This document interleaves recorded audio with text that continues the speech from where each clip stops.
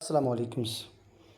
آج کی ویڈیو جس کا ٹاپک ہے آرٹیفیشل انٹیلیجنس، اس کے بارے میں آج ہم ڈسکس کریں گے۔ اس کے بیسک ڈیفینیشن کے بارے میں بات چیت کریں گے، اس کے بینیفٹس کے بارے میں بات کریں گے، ٹائپس کے بارے میں بات کریں گے اور اس کی لمیٹیشن یا چیلنجز کے بارے میں بات کریں۔ میں ہوں رائز الافکار اور آج کی ویڈیو کے بارے انٹرسٹنگ ویڈیو آپ کے لیے حاضر ہے۔ اس میں آپ دیکھتے ہیں کہ آرٹیفیشل انٹیلیجنس کی بیسک ڈیفینیشن یا بیسک کنسیپٹ کی ہم بات کریں تو یہ کیا چیز ہے۔ جیسے اگر ہم اس کی لفظی ترجمہ کریں تو ایک مصنوعی ذہانت کی بات ہم کرتے ہیں۔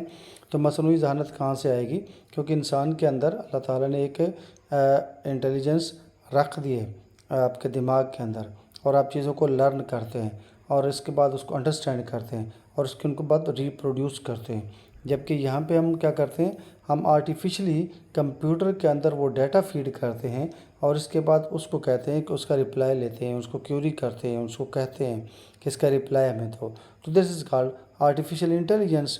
اب کمپیوٹر کا سسٹم جو ہے، اب ڈفرینٹ اس کے اندر ڈفرینٹ ٹیکنیکس یا ڈفرینٹ مشینز یا ڈفرینٹ ٹول یوز ہوئے ہیں، جس کے اندر آپ یوں کہہ سکتے ہیں کہ مشین لرننگ ہے، نیچرل لینگویج پروسیس ہے اور کمپیوٹر ویژن ہے، کمپیوٹر کا سارا اسٹرکچر ہے وہ اس کے اندر انکلوڈ ہے۔ کیونکہ اس کے اندر انسان نے سارے کا سارا جو ڈیٹا اس کے اندر جب فیڈ کیا، ڈفرینٹ قسم کا ڈیٹا فیڈ کیا اور اس کے بعد اب اس کو خود کہتا ہے کہ مجھے یہ رپلائی کرو، اس سے کیوری کرتا ہے۔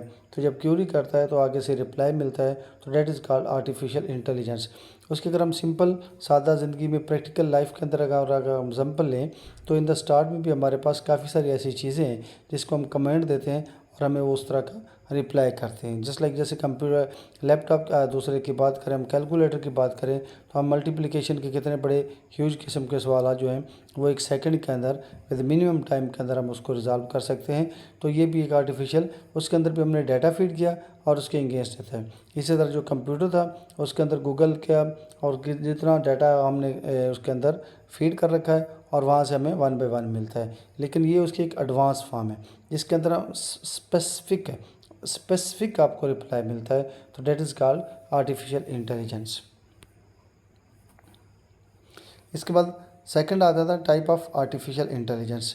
اس میں اگر ہم اس کی کیٹیگرائز کریں تو اس کے اندر 3 ہیں۔ تو یہ number 1 narrow a I, number 2 general A I اور نمبر 3 سپر اے آئی۔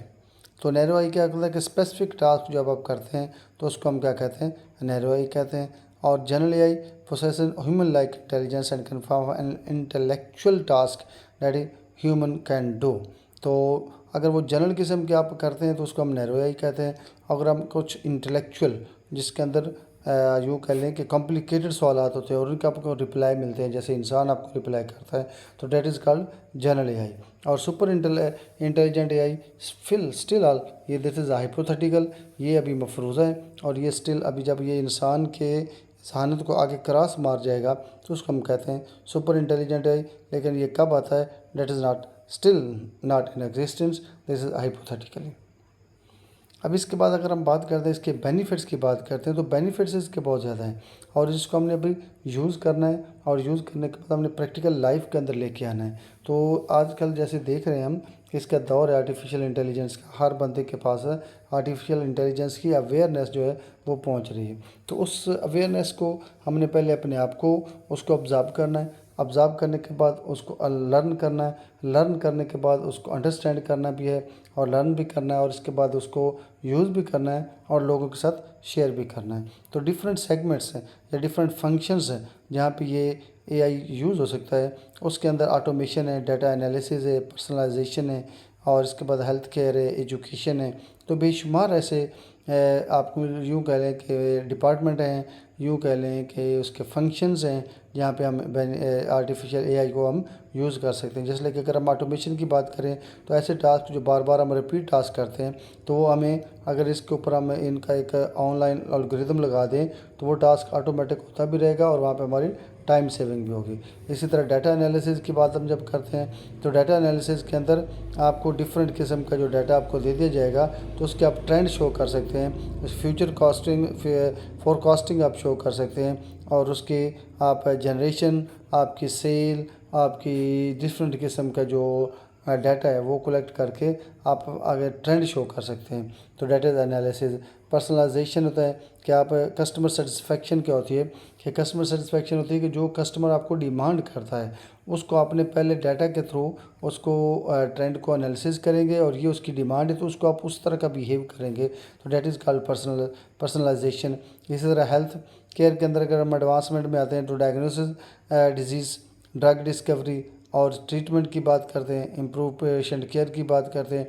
तो हर जितने भी पेशेंट्स होंगे उनका जो जितना भी रिकॉर्ड है, प्रीवियस रिकॉर्ड है, वो सारे के सारे अगर आपके सामने पड़ा हो, आपके एक क्लिक के ऊपर पड़ा हो, तो उसके बाद उसकी हिस्ट्री जो है ना वो डॉक्टर को पूछना ही नहीं पड़ेगा और वो उसकी पिछली सारी हिस्ट्री उसके सामने पड़ी होगी और वो डिटरमिन कर सकेगा कि इसको क्या बीमारी है। तो दैट इज़ वेरी इंटरेस्टिंग।